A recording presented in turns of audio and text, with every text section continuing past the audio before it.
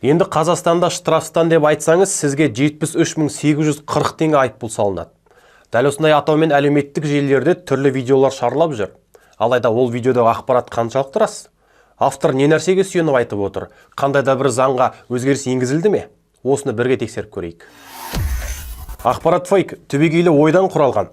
Ең алғаш бұл жаңалықты Казньюс 24 сатиралық парақшасы 2024 жылдың 7 желтоқсанында жариялаған болатын. Осыдан кейін түрлі сайттар мен парақшалар әрі блогерлер бұл ақпаратты шынайы түрде қабылдап, ақпарат жариялай бастаған. Яғни түптеп келгенде бұл жерде блогерлер мен сайттардың жауапкершілікті сезінбеуінде болып отыр.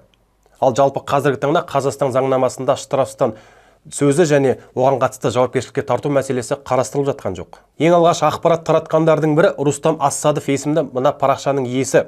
Сатиралық жаңалықты 8 желтоқсанда өзінің видеосында еш өзгеріссіз айтып ақпарат таратқан. Бір қызық ақпарат мәтіні ретінде таратқан тағы да басқа парақшалар Казньюс 24 жазбасындағы суретті қолданған, бірақ сатиралық парақшаның логотипін кесіп тастап, оның сатиралық жаңалық екенін ескертпеген. Елімізде жалпы соңғы кездері штрафстан сөзі халық арасында өте жиі айтылып жүр. Тіпті депутаттардың өзі айта бастады.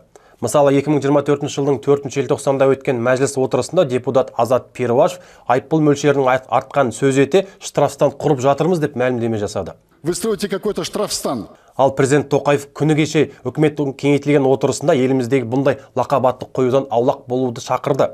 Президенттің сөзінен кейін Азат Перуашев сәтсіз термин қолдандым, енді сабақ болады деп құтылып кетті. Применил неудачный термин, но будет уроком, что нам. Дегенмен Протенгеннің жазуынша 2024 жылдың 11 айында 204 миллиард теңге айыппұл салынған.